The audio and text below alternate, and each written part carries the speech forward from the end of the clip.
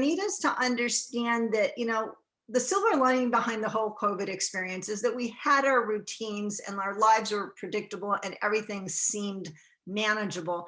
And then COVID came along and boom, it took, it was such an unknown. So much was taken away from us. And, part of my dealing in the weight loss industry is that not only have I seen people crash and burn from this experience, which is a lot of emotional eating and a lot of fear and phobias, but also what's come out of this is a lot of amazing realizations.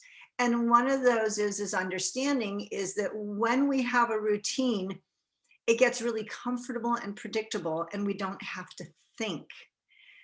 But our resilience is really truly born out of when we do have to think outside of the box. So as automatons, we can easily go through our routines of going to the gym and exercising, or go to the store and buy the same food every single time and predictably have the same foods. But when we're forced to really go outside of that box, that's where we truly grow. So the recap on the My Plate is that, we know what we know and we depend on our routines.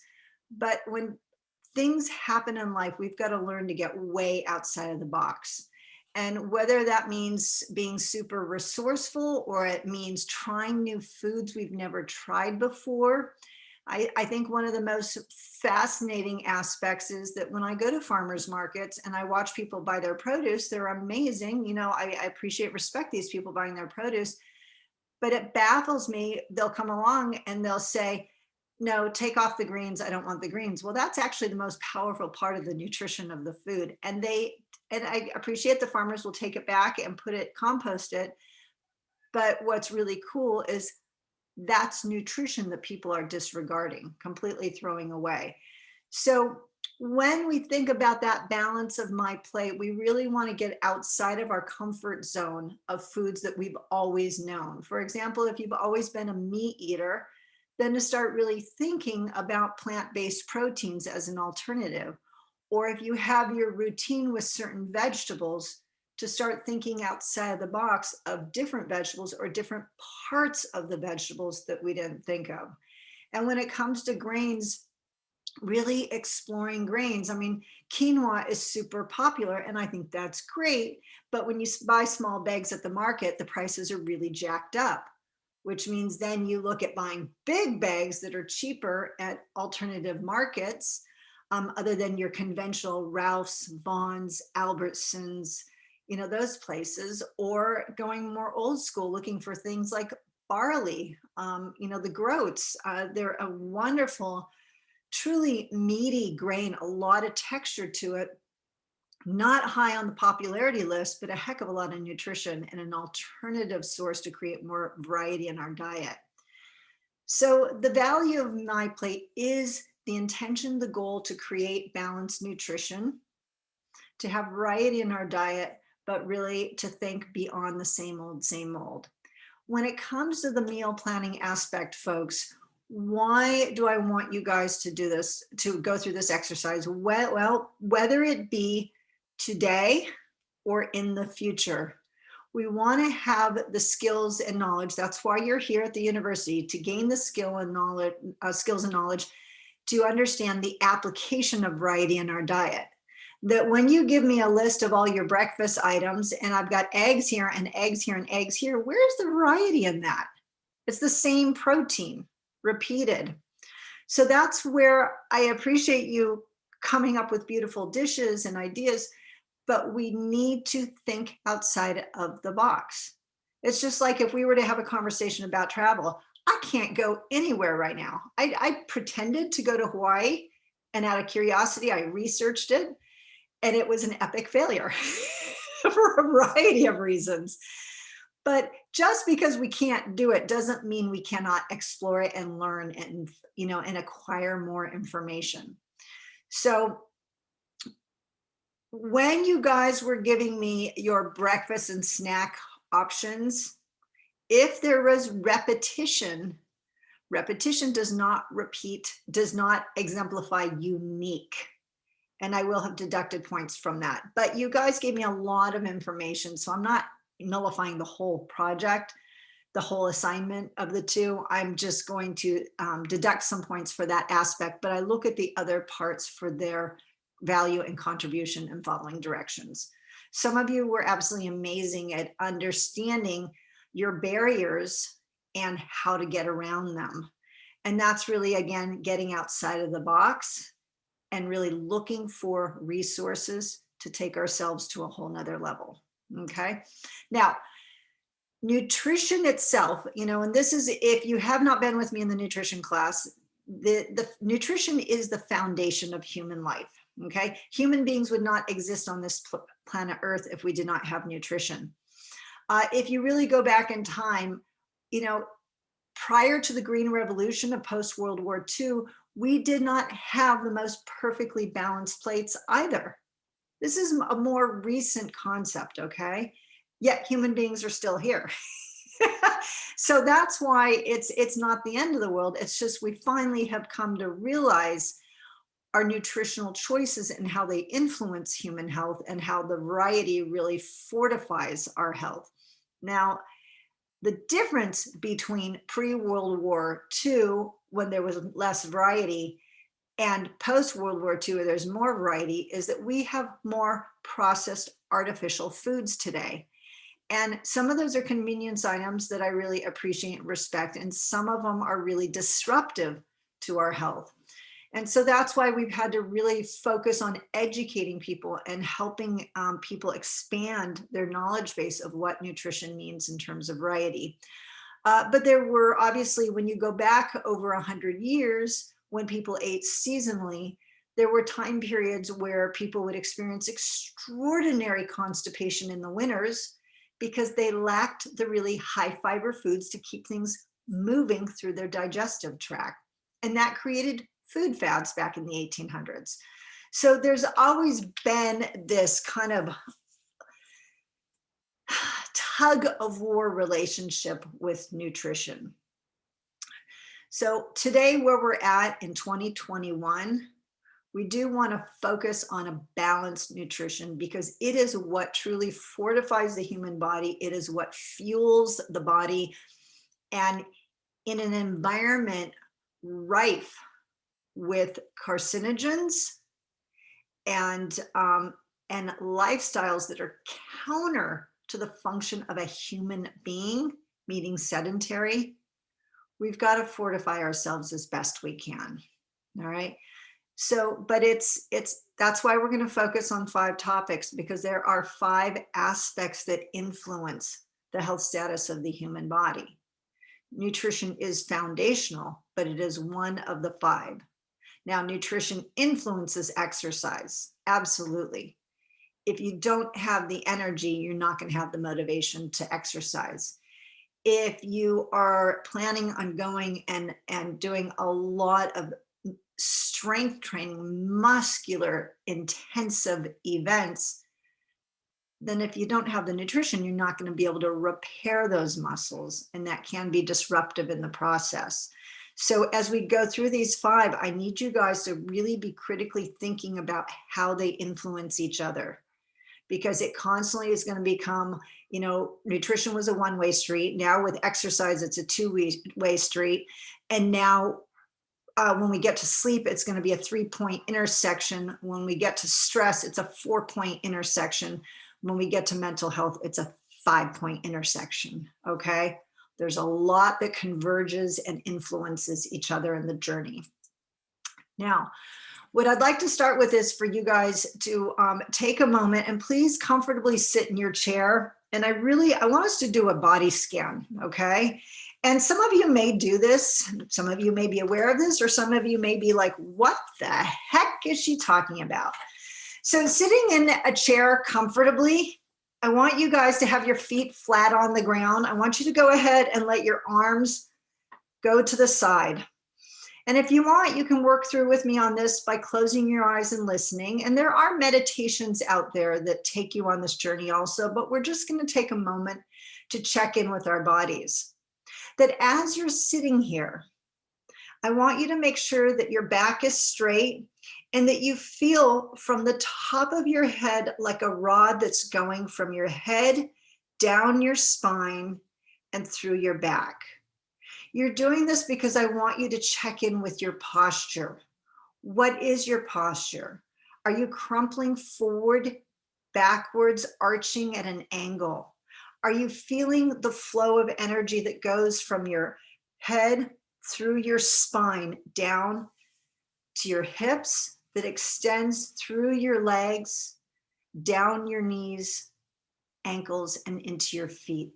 Do you feel the flow? Because that flow of energy, your central nervous system, is also the flow of your blood, your oxygen when you breathe, and the nutrition that transfers through your body to your toes.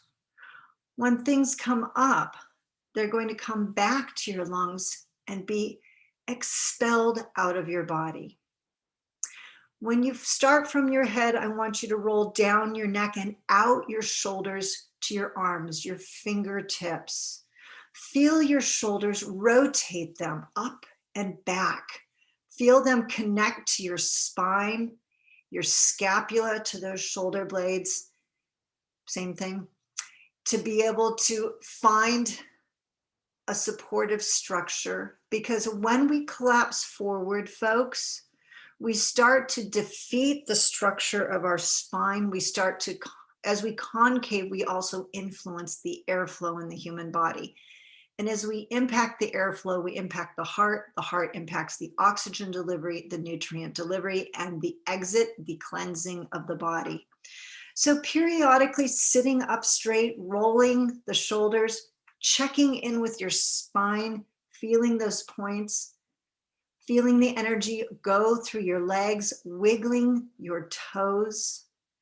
We want to do this periodically through the day to check in with ourselves. It's kind of like to wake ourselves up, because if you are folded over in that position, you are defeating the body's ability to transfer nutrition. You are defeating your interest, your willingness to get up, move around, and exercise. All right. So I encourage you all periodically to do that little check, stretch, rotate gently the head from side to side, and find the balance in your body so that you are connecting the entirety of yourself. I have a husky who just came in the door, and he feels pretty darn connected too, because he just went to the dog park and is breathing very heavily. He is a prime example of a posture check, just saying. All right.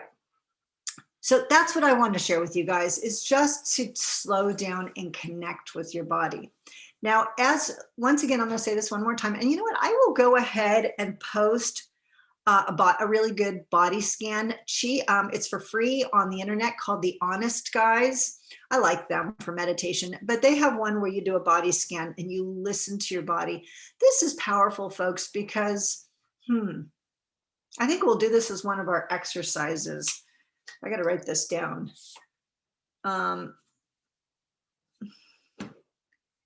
We often treat our body like a second-class citizen, that the mind is the dictator and the body is honestly the tool.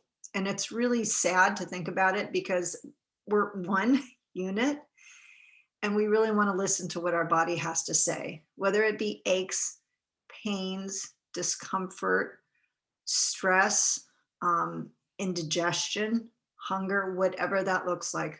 We want to connect with our body, because then when we connect with it, we hear those messages and we're more likely to respect it and take action to care for ourselves. Because if you think about it, before you can get to anything else in life, you really need to manage your own temple, your own being.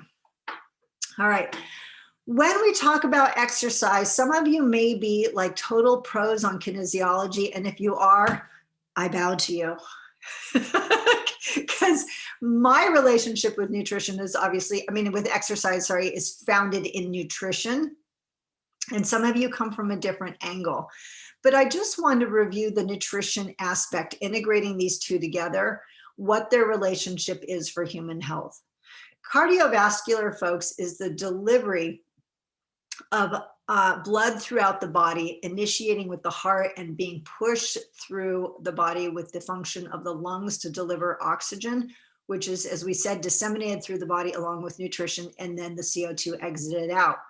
The cardiovascular system, to repeat, is what facilitates the delivery of oxygen and nutrients to the farthest points in our bodies. It feeds every cell in the human body. Everything about us is living. When cells die, they are dead. So we want to really increase that nutrient delivery system, just the same as we want to be able to cleanse the body and eliminate. And hence, the true detox of life starts with movement. All right. The second aspect of detox is water, because it flushes the body out. The third aspect of detoxing the human body is largely grounded in the plant-based foods, partially because of the phytonutrients like the antioxidants. So the idea of detox is really cute and fancy for the internet, but the reality is human beings, since the beginning of time, part of their natural ability to cleanse their body and deliver nutrition throughout the body was cardiovascular movement. Whether it be gradual walking, running, climbing, this consistent movement is one of the pivotal foundations of human life and health. This is why we are bipeds.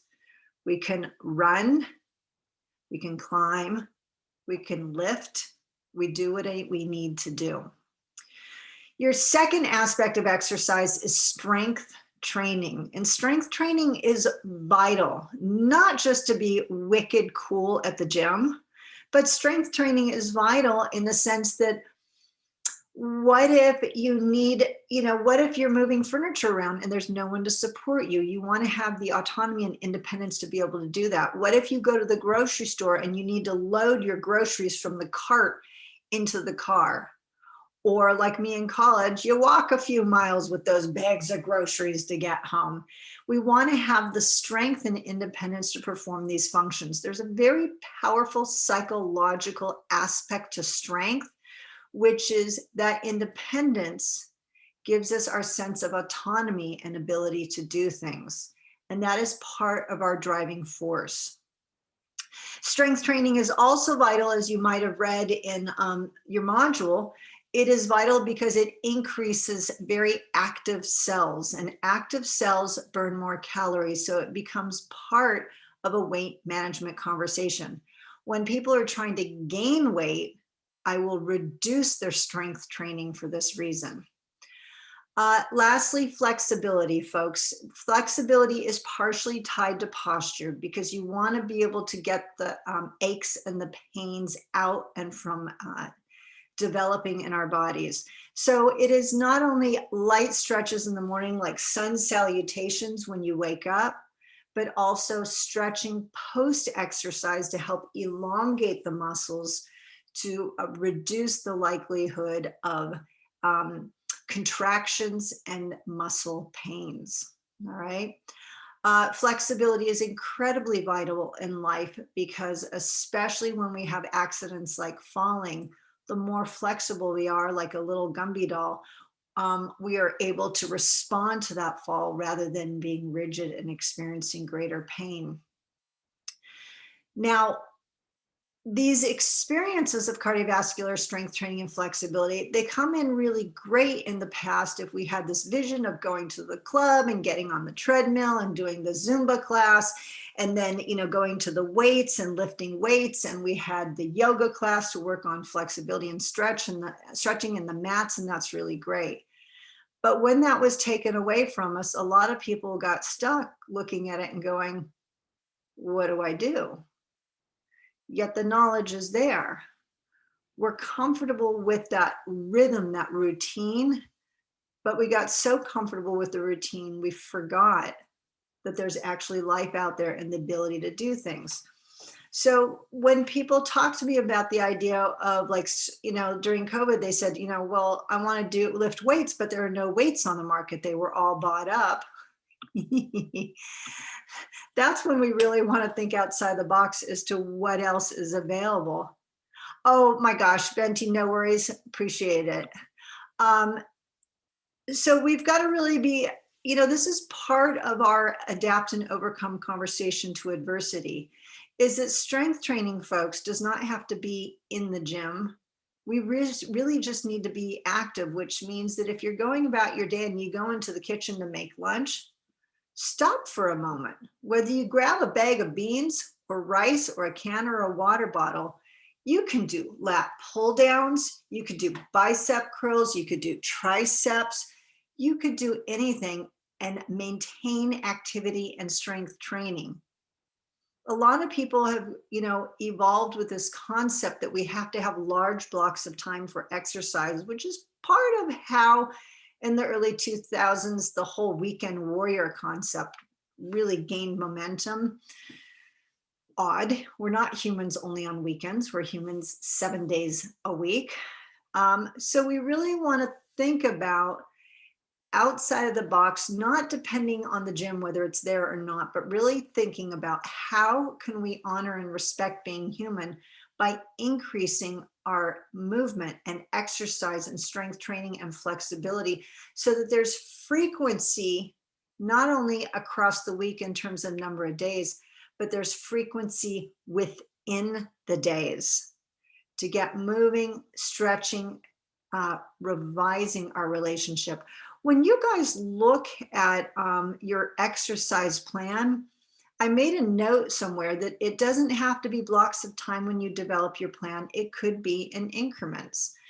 And, I have to admit, this has been my biggest journey since COVID hit. And this is what I've been really focusing with my weight management folks on, is that baby steps really is starting small and expanding on things. And baby steps is that you can take anything on and conquer it, but you got to start small and build up to it if you want to build powerful habits that are lasting for life. So whatever that is, if you have those big blocks of time, good on you. But otherwise, if it means that you're peppering your day with periodic movements, maybe it's, if you live in an apartment building and you've got stairs and you sprint up and down them, 5 minutes, oh my gosh, I'm sure you might be hyperventilating at the end of that. Or if it means going into the kitchen and finding a heavy pot or a gallon of water and doing strength training exercises with the water, choosing those little breaks and then adding on them each day, just intermittently, that will make a difference for us. So being active is the true meaning of being human, the way we were designed, versus trying to squeeze it into these perfect events. Okay.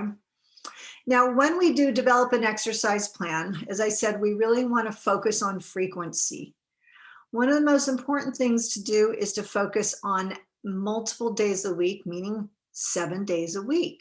All right.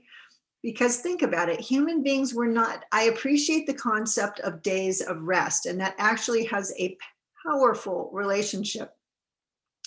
But we want to think about days of rest, meaning a day that's a different type of movement. When we have a day of rest, it doesn't mean we lie in bed all day long. Though sometimes that sounds highly attractive. But the day of rest means it's a shift from the other activities that you were doing. So if you had been on a farm and you had been working the farm 6 days a week, on the 7th day, that day is reserved to do activities maybe around the home or other activities with your family, but not to sit around and do nothing, okay? So when we increase frequency, the consistency of repeated days starts to build itself into the fabric of our lives. And that's really what we're looking for, is as a giant piece of fabric, we want to increase the weave, because the more we increase that consistency and frequency, the more we increase in the weave, our nutrition, our exercise, and the other three that have yet to come, we fortify that weave, which makes us more powerful and more resilient. When we talk about intensity, my friends, we're talking about low intensity, like walking, moderate, that could be more sprints where you walk really fast or walk uphill, or alternate, that's HIIT, high intensity intermittent or interval training. Swimming, you could be going along gradually doing breaststroke, and then you could increase with freestyle. To intense, and intense is going to be obviously when you have more consistent elevated heart rate and movement.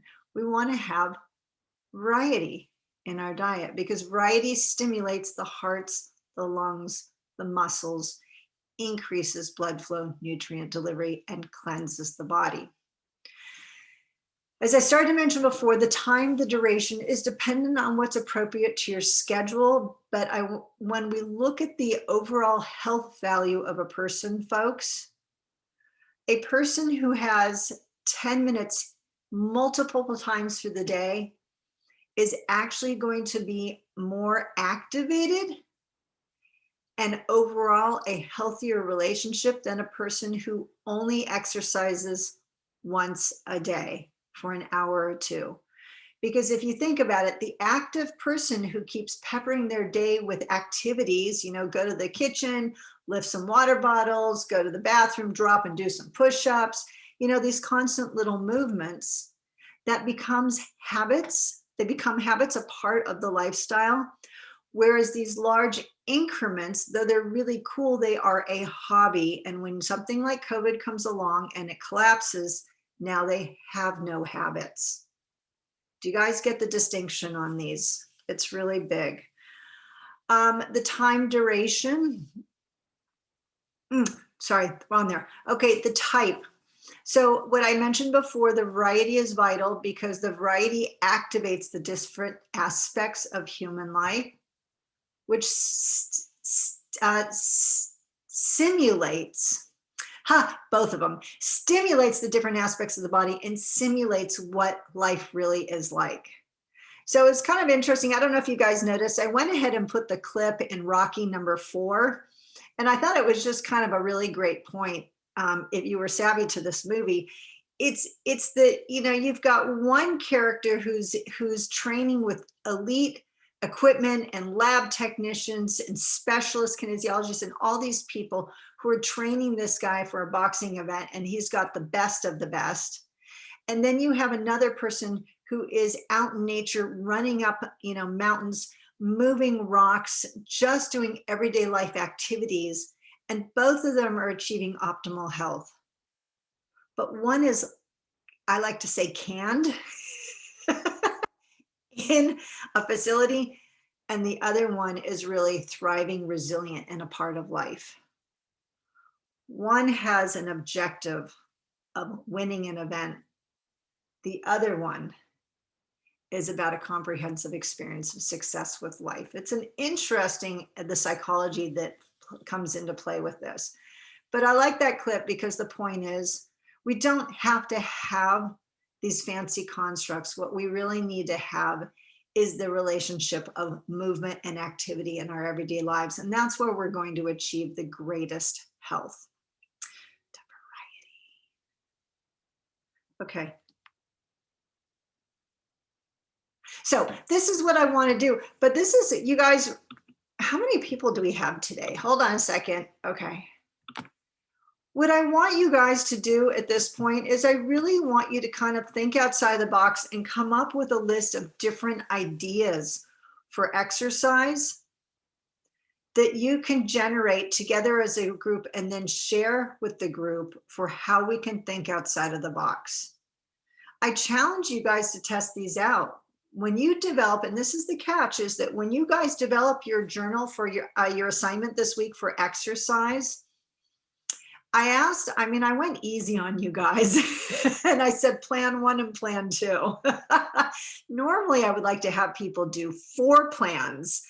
Because think about it, if your plan one is to walk outside and it's pouring rain and you're adverse to it, then your plan two would be walking inside a mall where it's indoors. But now you got COVID and there's restrictions about inside malls. So then what would be plan three?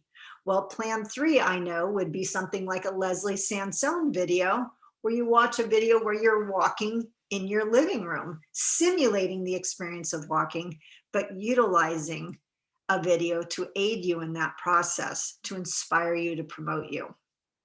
All right.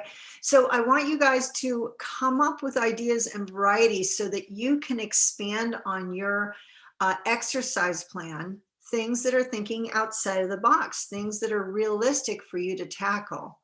Because depending on the gym is right now the most dangerous prospect for exercise. All right, do you guys have any questions or thoughts before I send you into breakout groups? No. Okay, I'm going to pause the recording. Oh, Professor, you're muted still.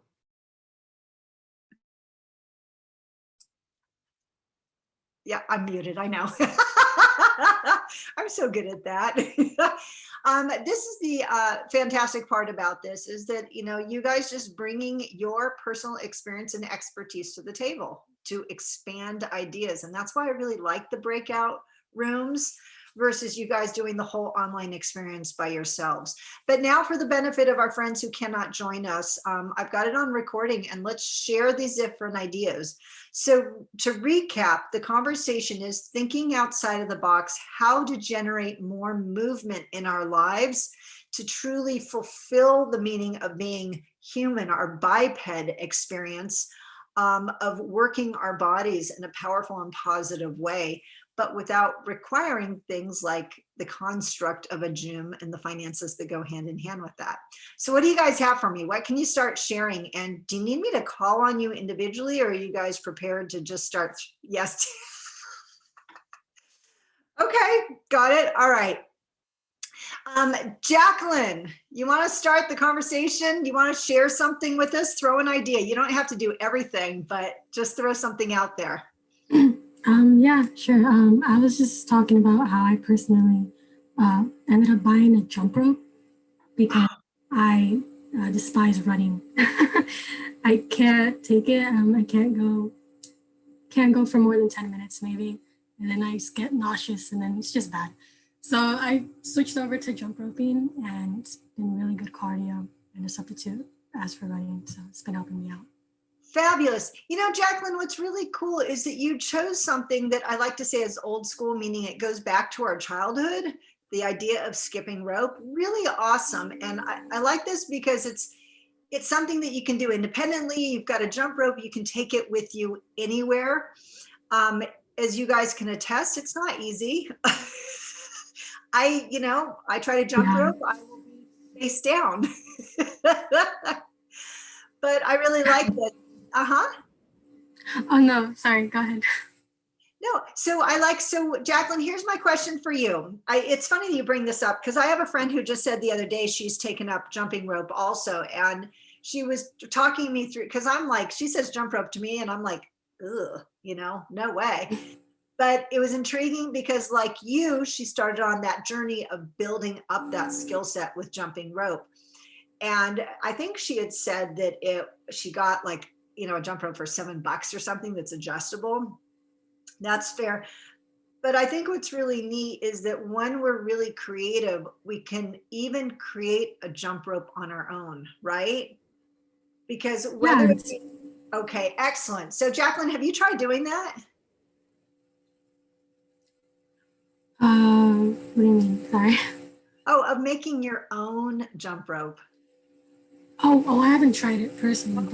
You can literally use a string, like a rope. Right? And that's kind of it, you guys, is all that we would have to do really is have some type of rope or string and put weights on it. And the weights could be beads, they could be things that we even tape to it. And I mean, obviously over time it's going to break down pretty quickly. But the point is that we do not have to have fancy equipment to accomplish these different things. We don't have to have a lot of space. So Jacqueline, I love your idea of skipping rope.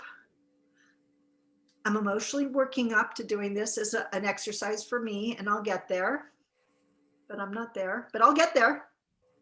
This is my year of trying different things and conquering them. So, all right. So jumping rope. Excellent, you guys. What else is out there for things that we can do? Whether we do jump rope. Jacqueline, how long do you jump rope for? I try to jump rope for at least 15. Sometimes on my good days, I can go to 20, 25 minutes. I'll take breaks though. Okay, good. So that's my next question is, are you doing this as small increments multiple times during the day, or are you doing it as longer and longer sessions? I take out like an hour of my day in the afternoon, and I do like 5 minutes, and then I take a little break for like a Got minute. it. I go again. All right. So here's my challenge to you, Jacqueline, to increase activity during the day, to do maybe in addition to what you're currently doing, but to pepper your day with like 5 minutes in the morning, 5 minutes in the evening to add to that. Okay. Okay. I'll try and add that in. Right? Because you guys, I just want us to really explore and experiment with the idea that we don't have to do everything in these large sessions, that we can have equal value. And nutrition, if you think about it, is really similar, is that if we have more consistent nutrition, we provide more consistency of energy across the day. Well, exercise is powerful for health and well-being, but if we increase the movements across the day, it's not just building for that time period, but it's keeping the body moving throughout the day. All right, what else do we have going on here? Lynn, what do you have to share with me? I'm currently enrolled in like a yoga / Tai Chi class that helps me Nice. exercise at home. Nice. Okay, got it. So I have a question. What happens if the internet goes down? If the internet goes down, I have a list of all the activities that are being told what we're doing for that day, so I can still do it on my own. Okay, got it. So sometimes then part of getting active, folks, is acquiring the knowledge, whether it be a book or, as you said, a script of activities, and then being able to practice those on our own. I want us to keep thinking about working away from dependencies on other things and more autonomy of doing things on our own, starting small, building up. All right. Okay. And have you already started your yoga and Tai Chi? Yeah, it's a class that I'm enrolled here at Fullerton every Uh-huh. Tuesdays and Thursdays. Fabulous. And how's it going? Really well. It's calming and relaxing. Yeah, and this is a huge part, folks, of mental health. A lot of people, it's really cute. A lot of people think that exercise has to be the sweaty warrior concept. It was really cute. I had a guy in one of my weight loss classes at Kaiser who came in one day and said he despises exercise and he refuses to exercise and wants to know how he's going to lose weight without exercise. And I looked at him and I said, well, I don't know. You tell me. But it was really great because when I introduced Tai Chi to class, he was so cute.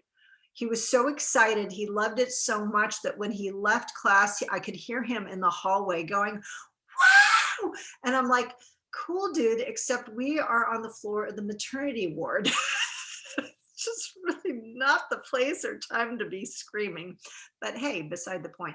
So I love that you're exploring this, folks. Tai Chi and yoga are amazing because, you know, part of exercise is really connecting with the body and circulation and isometric strength, depending on our body for that strength rather than equipment.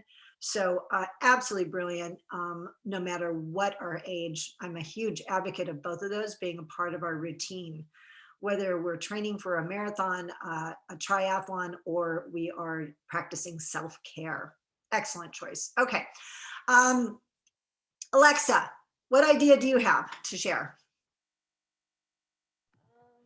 Can you hear me? Yeah, right.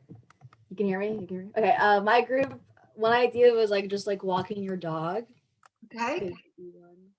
Got it. Excellent. Yeah, you know, it's interesting statistically when you look at people who have dogs, they do tend to have a lower body mass. And if I remember correctly, I believe they have lower incidences of heart events, heart disease events, and healthier overall. Now, I think that there's part of it is not just movement, which helps with the intestinal area and weight management and fat production in those areas, but there's a psychological component also. I always encourage people that when things are getting really stressful, get out and go for a walk, get a change of scenery. If there's conflict in the home environment, take the family and go outdoors and walk. Even if you walk in silence, there is something about it that people are able to let go of their anger, their frustration, and the barriers that we create around ourselves to separate ourselves from other people. Walking is extraordinary. And as you might have seen from the link I included about the blue zones, it's for these people, the centurions who live the longest on this planet Earth, their exercise is not intentional, it's natural. And one of those natural events is things like walking, performing daily functions, climbing stairs. So excellent. All right, Yvonne, what do you've got for exercise and movement? For cardio, what I like to do, or I'm mostly like a water sports person, so I like to swim and cardio and rowing. I like to row. Lately, because of like I'm not close to the ocean anymore, so I like to ride my bike. I like to run. I like to run like when I'm angry, because it really like wears me out. Or if I'm like if like there's so much homework, there's just so much, then I just go run and I feel like a lot better, like halfway through. What I used to do before COVID was basketball or volleyball. Rock climbing, a lot of rock climbing gyms are closed. So lately for strength, I got some weights. I try to do push-ups, but I'm kind of working on that. I taught myself how to do a headstand. It's not that good. I don't stretch, so I get to do a back bend. Hold on one second. You're or breaking up a little. splits, because I feel like the older I get, the more tight I get. So I think back would be nice for like my back. Okay, so you're breaking up a little, so I got to go back and ask just a couple of things. First of all, did you say headstands or handstands?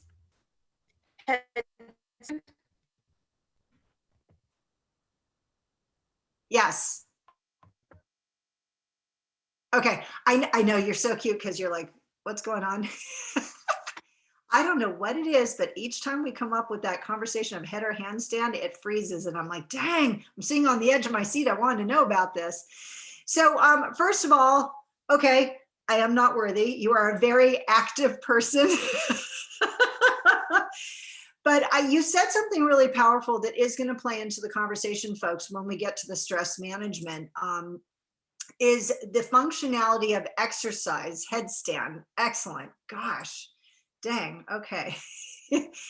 Is, you know, when we experience stress, folks, we have cortisol levels that are elevating. And part of the game of cortisol levels is elevating blood sugar. And blood sugar, folks, has got to go somewhere. And it's either got to go out as exercise, ATP to ADP, where we create energy, or that elevated blood sugar is going to convert to triglycerides, start to settle in the midsection. Now, initially, we don't see that because it starts to embed internally as visceral fat, and then it'll slowly over time expand out, which becomes our heart disease central.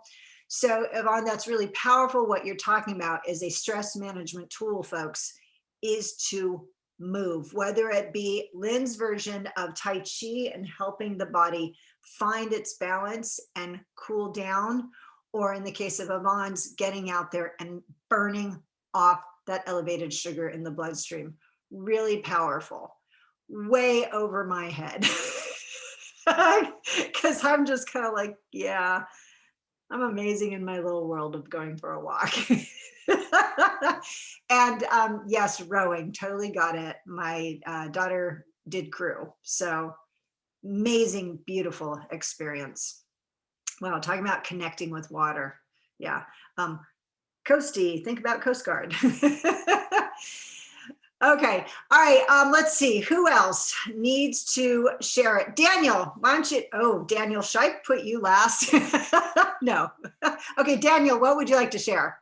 Yeah, well, one thing like I've been really fortunate about is I live like close to a lot of like a couple trails and parks that I can go hiking at, which is like, even though I'm wearing a mask, it's still nice to just be like fresh, like feel like the fresh air on like your skin and stuff like that. And just being around like the green and like the mountains, it's pretty nice. Like it's just refreshing, like both like physically demanding, but it also like just a nice opportunity to clear your head and stuff like that. Yeah, so Daniel, like Yvonne, what you've got is that really powerful emotional component. It's great because it can be social with other people. I mean, I don't advise you to go into lion country hiking by yourself. But that really is, part of our motivation to move and stay active in our lives is the pleasure of the event. And hiking is an absolutely fantastic opportunity. And I do encourage everyone that if you don't have that opportunity locally, to when you can integrate into your activities, things like going and walking the beach or hiking in the hills, so that you're able to connect with nature. Part of that feeling good, Daniel, also, when you said the fresh air on your skin, is actually the beauty of it during the day is the vitamin D production in your skin. Because if you think about it, vitamin D is the one hands down guaranteed micronutrient that the human body makes on our own. Animals do vitamin C, we make vitamin D. So this is really extraordinary because as we continue to research vitamin D, we don't fully understand it, but we're starting to realize there's a possibility, that vitamin D might be at the center somehow of all human function. And it makes sense since it's the one nutrient that we do make. So when Yvonne gets outside, or Jacqueline, if you're doing your jump rope outdoors, Daniel's hiking, folks, there is going to be that, really, you think about it, a triple whammy. You've got three things going on. You've got an exercise, you've got the ability to connect with yourself because of stress management, nature. And then number three, you have the ability to develop nutrition for your own body. Brilliant. Okay, great. All right, Myrene, what's going on for you? So what I thought of, I haven't done it recently, but I used to do it a lot when I was younger. So there's like the Wii or like the Nintendo Switch more recently. They have like games or stuff like that are like for Zumba, or like Just Dance is really popular. So you can like dance to music, and you can do that for like a couple of songs and then take a break or just continue. Or it has the mode where you can just exercise to like whatever it shows you. And Okay. I thought that was a thing. I love this idea because it's really fun and a variety of different exercises. My one question for you, now I like this, and I really encourage you to keep this a part of your exercise plan, but your backup plan is going to be, what if you lose electricity? You can just, I thought about this too, because I knew you were going to ask that. I was thinking that you can just listen to music and then dance to whatever, like however you feel. Okay, got it. Excellent. Absolutely. So to go to it. Yeah, you guys, it's kind of really, thank God I don't have cameras all over the room, because I sometimes, when I've been sitting here for hours in class, I'll go to the kitchen and I will just, I don't know, I'll just kind of let loose for a moment. My poor husky will cower, what an oxymoron. He will cower looking at me thinking, please, dear God, call the funny people in the white car with those white pretty jackets quickly, because you gotta let it out, man. You just gotta let it go. So excellent. All right, good. I like this creativity, really awesome, and thinking outside of the box. Got it. Ms. Jennifer, what you got going on there? It's something similar to Daniel. Like close to my house, we have something that my family calls the bike trail, because a lot of people ride their bikes, walk their dogs, jog, walk, and it's like goes pretty long. Mhm. So usually my family sometimes after eating lunch or dinner, sometimes we would go walking. And Beautiful. also a park nearby. So the kids get a chance to like play there, like my nephews and niece. Absolutely fantastic. Jennifer, that is such a powerful thing that you and your family have in place. And I encourage you to preserve that as best you can, no matter who your family is. Do you know what I'm saying? Whether it is your family that you're raised with or your work family going on a walk during lunch, or when we're back in session in the buildings, your family becomes the classmates that you have that you really enjoy their company, and go for walks when you guys get together instead of always sitting. You can walk around campus and get movement going. But families are the construct that we create, my friends. Always keep that in mind. There are many different types, and those are otherwise known as our communities, who's important to us. Everything you guys bring up is absolutely amazing. And the key is to be prepared to think outside that box and keep moving. And when we do this, these are all simple things. And as long as we stay active, we keep building our skill set. And that just supports our health and well-being long-term. And isn't that the whole point here, is the optimization of our personal health? And that optimization, folks, is activation, keeping things moving. Okay, you guys have been absolutely fabulous today. Thank you so much, because you came up with some really neat ideas. Yvonne, I do expect that when you're outdoors doing this amazingness, you are willing to go do it in the rain. You are unstoppable. Nice. I like it. All right. Yeah, then, keep it up, you guys. Keep exploring, keep listening, keep looking outside the box. Like Myrene said, sometimes we need to look backwards to our childhood and think about the simple activities that kept us moving. My success through the initial parts of COVID was getting back on the bicycle. And, it has been the most extraordinary journey, because for me, it was biking down to the beach and along the beach and connecting with the idea that I could actually leave this and take a break from this drama.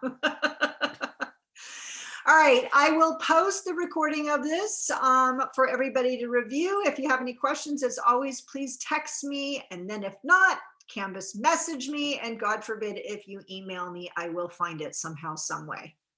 All right. Otherwise, be amazing, be awesome. And I will look forward to seeing you guys next week when we're on the conversation of sleep. Okay. If you have questions, stick around. But otherwise, you guys have an awesome week. Thank you. Thank you.